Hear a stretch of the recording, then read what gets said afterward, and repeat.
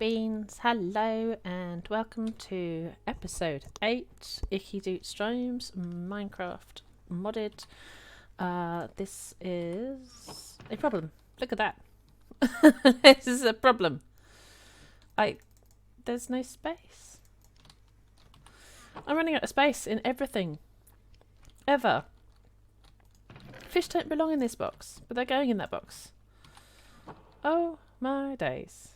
I need a better solution for storage. I mean, you know, it does, but my goodness, I need to have a better storage system.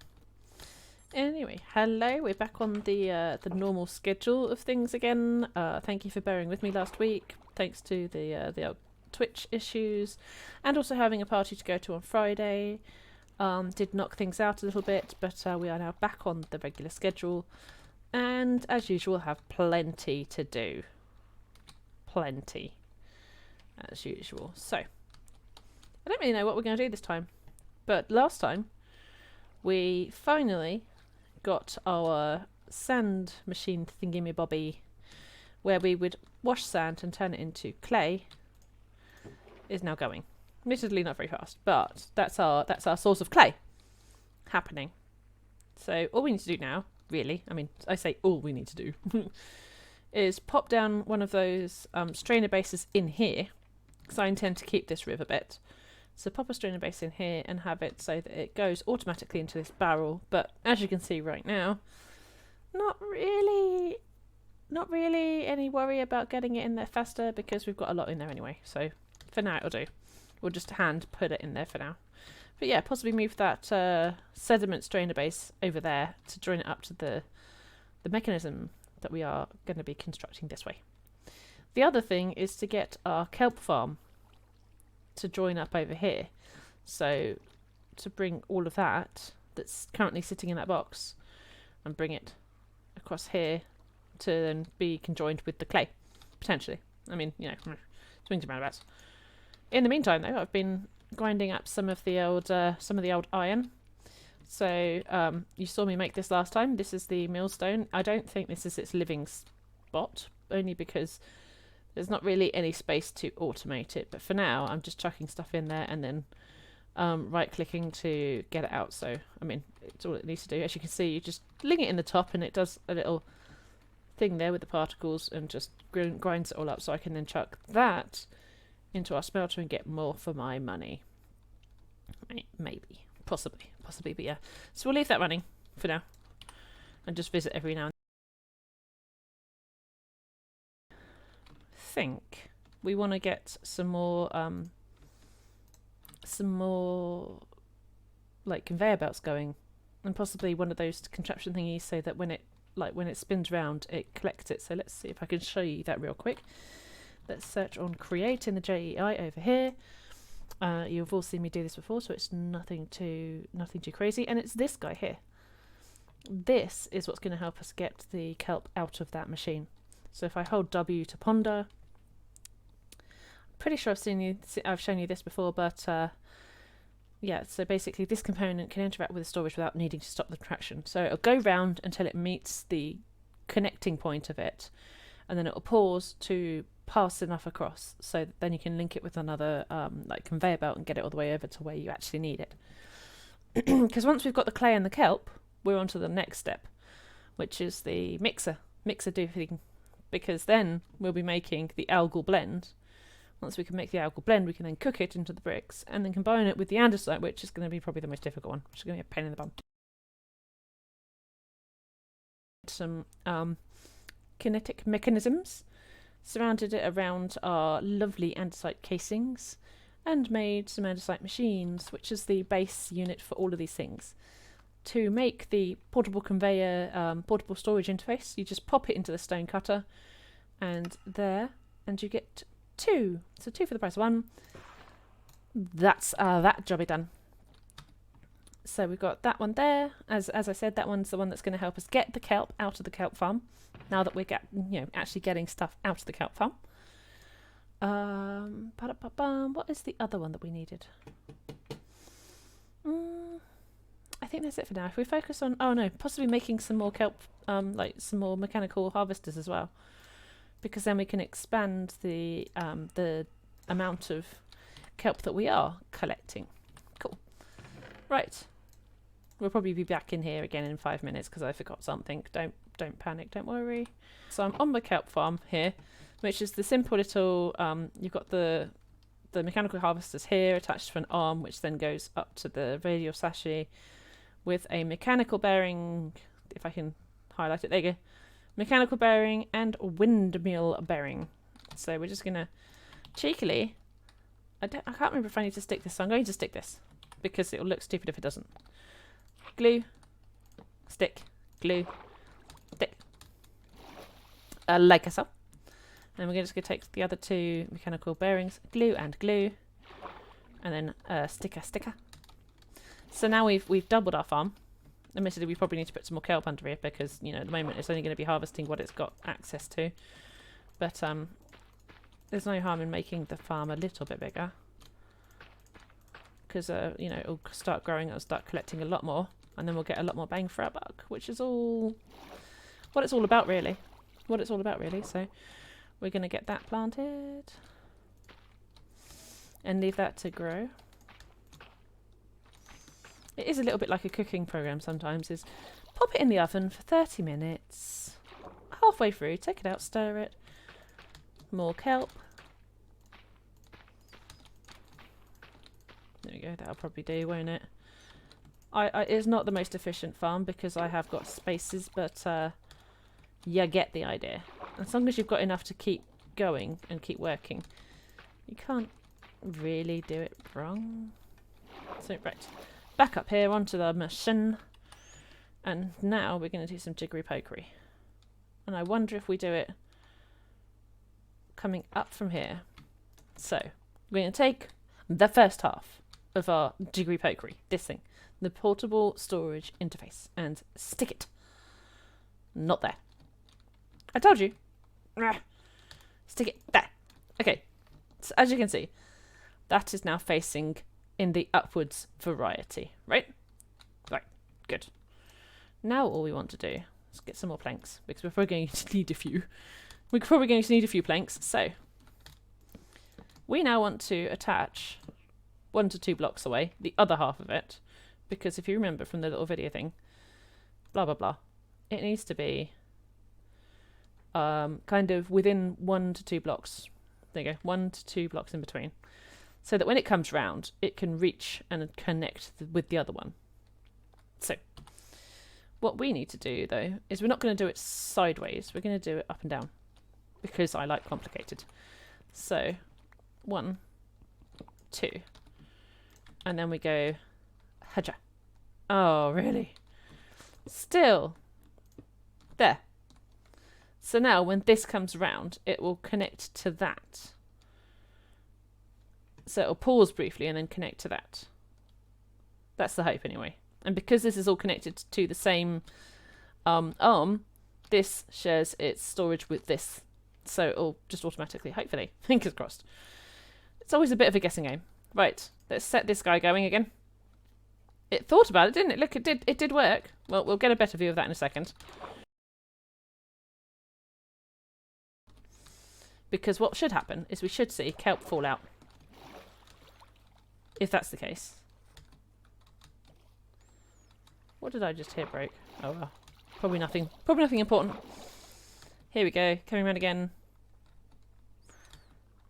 Is it going to drop some kelp? Is it going to drop some kelp? Please drop some kelp. Hey! Okay, so it is working. Okay, so it obviously didn't then like the okay, now it's dropping all of the kelp. Nope, nope, nope, nope, nope, nope. Stop it.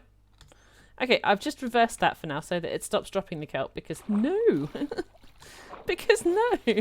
I don't want you to drop all of it. I wanted you to just drop a bit of it. Ugh. Even though I'm doing a specific route here, you don't have to follow it. You don't have to follow what I'm doing. You can go ahead and do the next chapter or something else with it and tell me how it goes, because, you know, it's there's effectively no right or wrong way to doing things like this. There's the fun way and the fun way. Both of them can also be mildly irritating if you can't get it right or if it doesn't work, but you generally just need to kind of sit down and go, well, why didn't that work? And have a bit of an engineer's brain to it. Which isn't difficult. Right. Oh, I need to fix that water. Hang on. Stop it. Oh, that didn't quite fix the problem, did it? Rip. Oh well. We'll fix it in a second. Right. Conveyor belt. So we're going to go from here all the way to here. And you see it changed colour when it was able to connect correctly, which means now that is connected nicely. So now we just need to have this going this way to probably here for now, and we'll just chuck it in that box because, I mean, that's where most of the other stuff is going for now.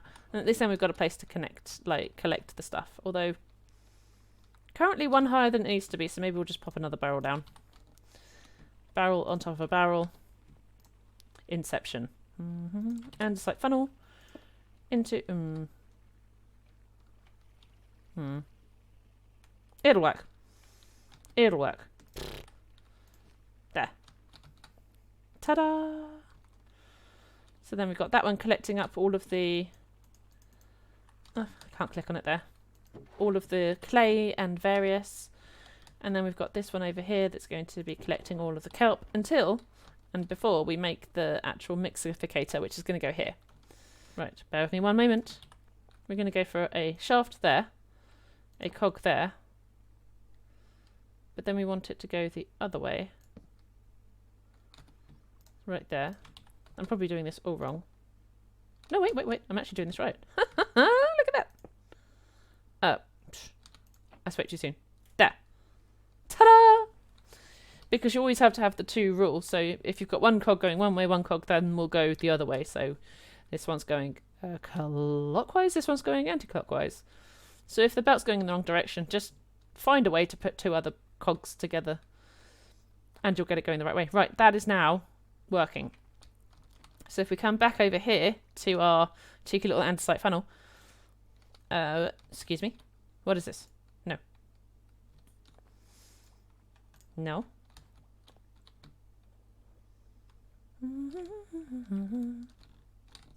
It should, when it connects up to this chappy, should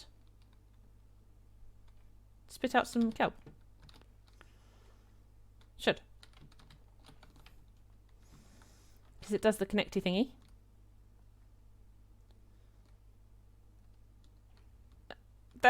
There, look! Ba-da-ba, ba-da-ba. Okay, so it's not the most fastest thing in the world. But it's there. Look at that. On the kelp drive. The thingy, so have I shown you the mixer yet? Probably. We could try it. So hold W to ponder. Processing items with the mechanical mixer. So with a basin, you can mix up stuff without having to get physically involved with it. You can just pop it along on a conveyor belt and shove it in here, and it'll do the thing. And if you need to have heat in the creation process, you can add a blaze burner, which, yes, we're going to have to capture a blaze. Not for this step, thankfully, but you know, we will need to capture a blaze at some point. I'm really not looking forward to that because I'm naff at nether. I'm really naff at the nether. So, do I want to do that bit? No, not yet. A solid no. Right. So let's see. We've got our andesite funnels. Let's see if we can make one of these chappies. So, this is another andesite machine, and then you've got the whisk part of it, which is combined in the smithy table to make the mechanical mixer. So let's do that real quick. So we go saw, logs, cogs, and andesite alloy. We make 8 of these. The whole idea of this whole front section is to basically make the creation of these automatic, so you don't have to keep coming over here and doing this. Right, so we've made one of those, the andesite machine. Now we need to make the whisk part, which is a couple of flat iron sheets and some andesite Right, come here, iron sheets. And then we're going to, into the crafting table, a U with the iron sheets. And then 2 andesite alloy, making yourself the whisk. If we then nip back to the base real quick. I did have one of these bases that I made for the very first time I played this. I made a gantry arm and it would take me across a river. And so all I had to do was sit on it and it would just, and push a button. And it would take me across the river. That said, I mean, I'm not going to lie. It was still faster to swim across the river than it was to sit on the gantry arm. But I mean, when you can, you might as well, right? I'm sure you agree with me. Right. Brain fart. There we go. No, wait, other way. Smithing table. Andesite machine into the first box. Whisk into the second box. Mechanical mixer out of the third box. Ta-da! Right. So let's see about getting this chappy set up. Did we leave the basin? No, yes we did. We left the basin over there. That's fine. We need it over there anyway, so. And having more than one basin is probably actually a good idea because you do use it in a lot of things. So pick that up. Okay. So we've got our kelp farm. We've got our clay farm. We now have our mixer, and I think our mixer is probably going to go somewhere in here because we want to have enough space to take the clay out of that box. Or possibly not the clay, but yeah, probably the clay because we can add a filter to that to take it out. We then also want the kelp to be going in, probably at the same height, because at the moment they're 2 different heights. Probably. Okay, so, and we want this kind of close enough to be able to connect up to that water wheel, if it will power it. We might find that that water wheel doesn't have enough power. So for now, I'm going to shove that there, just by right-clicking the conveyor belt with the machine itself. It's then stuck it there for me, so I can just leave that there for now. And you'll notice on this machine, the cog goes sideways. Yeah.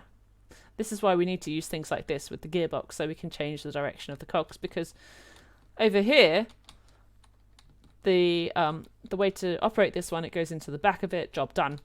With this one, it goes into the side of it, job done.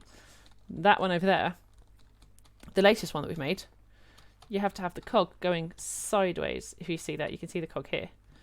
So, all we need to do then is figure out a way to link that up. And this one needs speed. So, we probably need to have a big cogwheel as well as some small cogwheels, because we're going to start having to get into some of that. So, let's go grab one of those real quick. Or actually, we might be able to make it while we're out here. We might be able to make it while we're out here without having to go back. So, oh, fan. Again, the fan got in the way. Right. Make yourself some buttons. I believe we can make it out here, because it is not that expensive. Let's see if I could. There it is. So a couple of buttons, couple of planks, and an andesite alloy. I told you it wasn't that much. Simples. So we want to use those to make one of those. There we go. So this was the base component for the actual water wheel, but now we are going to use it in our construction because we need to make this go fast. We need to paint go faster stripes on the side of it, basically. So I'm going to bring this out this side now and pray that we have enough rotational oomph to keep it going. And we're going to go, get ready for this, small wheel, which is going to go into big wheel. Maybe we go big wheel and small wheel. Hang on. Big wheel into small wheel to increase the speed. So you can now see that's going a lot faster. That's what we needed to do. We want it to go fast because this needs go faster stripes. It needs to go fast. So I believe then you can also do the next step, which is super duper fast. Can you see how much faster that is now? There's the original one. There's this one. And then come off here to go uber duper fast. Uber duper is now a word. I thought you should know that. Right, she says. So we need to make a gear thingy-me-bob. Gearbox. So one andesite casing for cogs to get yourself the gearbox, because we need to change the direction. And I believe this is going to be a vertical one, because we need to take it from this plane to that plane. So from vertical to horizontal. So if I come back round here, haja. Did I do that right? Actually, that might be a bit too high. I wonder if we go down with that cog. 2 seconds, gents. 2 seconds. We're going to go diagonally this way with that one. And then we want it to... I wonder if that's going to interfere with that machine. Possibly. That might connect to that. Maybe we move the whisk one over. Because we have 1, 2, 3 spaces before you get to that block, and you only need 2 spaces to make that valid. So, wait a second. So instead of having it here, we're having it here. That should work. She says it should work. Right. That to there, and then what we're going to do is find out we have no shafts. Make some more shafts. Pop that in that one. Up to take it further up, and then we're going to go 1 and 2. Hey, we do have enough force for that. Nice. So that is now working. So this one water wheel house, which has got 2 in it to be fair, is now powering the encased fan over here and the whisk, which is ideal. And we've used the big cog, little cog, big cog, little cog to step up the rotational speed, so we can use the mechanical mixer. I hope all of that makes sense. I hope. So, now that we have actually connected up this belt, we want to change it up again slightly. I know, annoying. But what we want to do now is we want to have this actually going into a into the thingamabib, what's it called? Basin. So if I pop the basin underneath the mixer now, we want to have this so it comes along and goes into it. Simples, right? Right? So I think we probably want to take this down. Or, even better, we might actually be able to... I wonder if that's... I think we do need to take it down one. So if we go down here, like this. Simples. And then we attach the shaft back. Apparently upwards. There we go. And then one there. Really? Meh. Stop it. There. Attach the conveyor belt back to it. So this kelp will fall off. Will fall off. Oh, it's because I've disconnected it. Not a problem. To be fair, actually, I wonder if I do just connect that up to that. Because that would get the kelp going a lot faster. Cool, dear. Do you see how fast it's going? Boing, boing, boing. Well, I mean, fine. For now it works. For now that works. Which means it'll just fall off of that and fall onto this one, hopefully. Then all we need to do is get that one connected up to this one. Which means... Oh my god, look at that. Woo! That's fun. Well, that's definitely happening a lot faster than it needs to.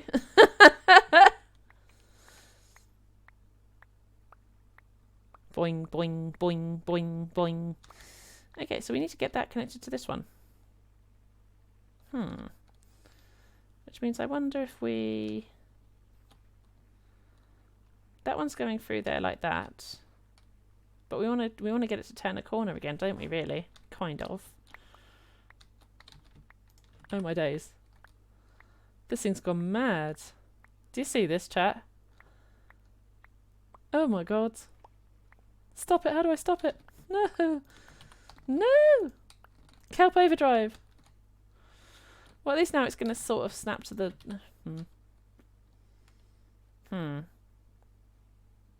Okay, alright. The panic of Kelp is now finished. Fine.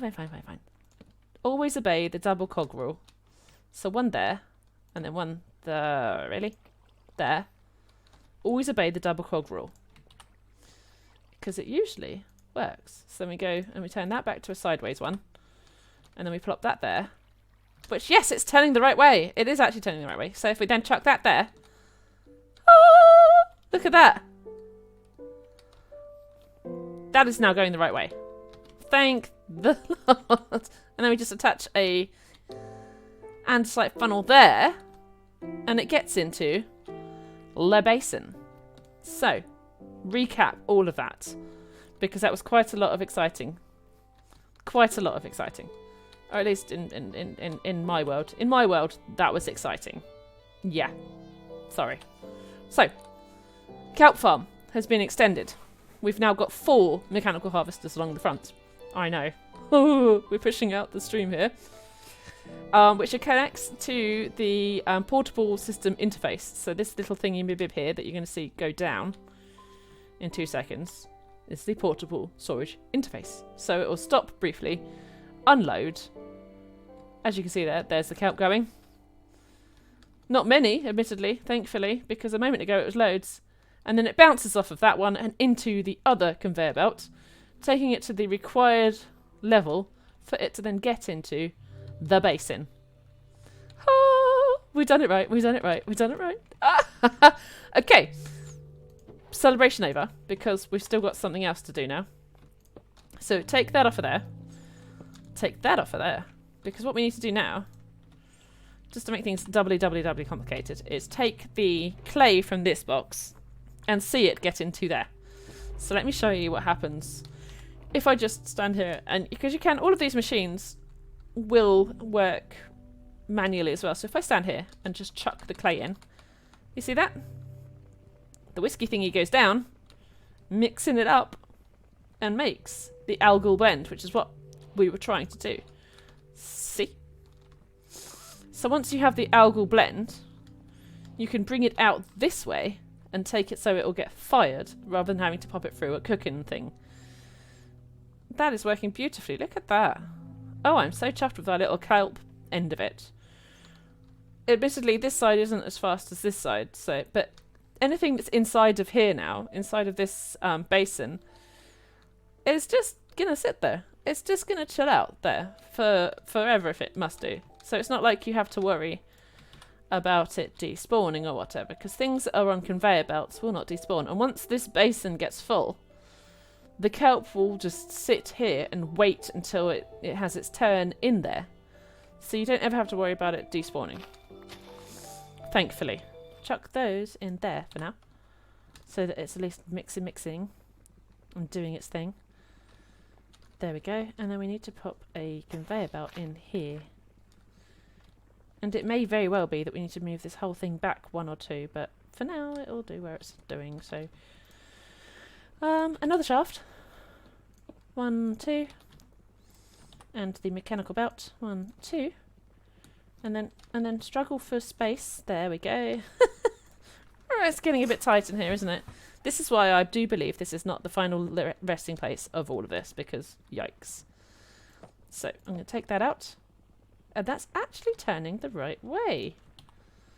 No, it can't possibly be. It is. Look at that. Oh! Admittedly very slowly again, but you know. So then it takes the clay and it'll pop it into here. So that all of this happens automatically, almost. Perfect. And we have the algal blend mixing. So this is the ultimate aim out of this whole thing, is getting this to be automated. That might be an idea. Also, I think that fish got something wrong. Very wrong. Oh! Oh, I'm sorry, little dude. Oh, no! Oh. F in the chat for the dead fish. F in the chat for the dead fish. I feel really bad that he died. God, this is working beautifully, isn't it? Look at that. Whee! Right, sorry, distracted. We now want this to come out of here. So all we do is we attach that. And then it'll start spitting out stuff. Although I forgot the strainer base. I'll pop that on in a second. So then, yeah, we have the sand being collected. It comes up this conveyor belt and gets into that box. Once it's done being in that box, or once this is clear. Oh, thank you, Kitty, for the Kittle for the F for the poor fish. Maybe we'll keep him. Maybe we won't cook this one.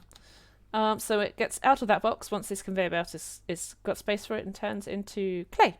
Once the clay is created, it comes and trots itself all the way along here and gets into that box until it's needed. When it's needed is when this conveyor belt is clear, because it will then get into that basin with the kelp from the kelp farm. As you can see, it's sitting here nicely, waiting its turn to get mixificated by our mechanical mixer, made freshly this episode, to then get onto this conveyor belt to get cooked eventually. But at the moment, it's just getting into that box. So we've got step 1, 2, 3, nearly 4 to automating to make the andesite alloy. I would say not too shabby. Meanwhile, rip to our blue gildfish. Poor guy. Poor guy. So thank you ever so much, everybody, for coming again to episode 8. We'll be back again on Friday, where we will make the lava part over here for cooking up the algal blend. We'll see how that goes, and whether or not I accidentally burn everything down with the bucket of lava. Hopefully not. Hopefully not, because that would suck. But in the meantime, I hope you have a lovely rest of the week, and yeah, I'll see you on Friday. Thank you much to my beans for joining me. Good night and goodbye.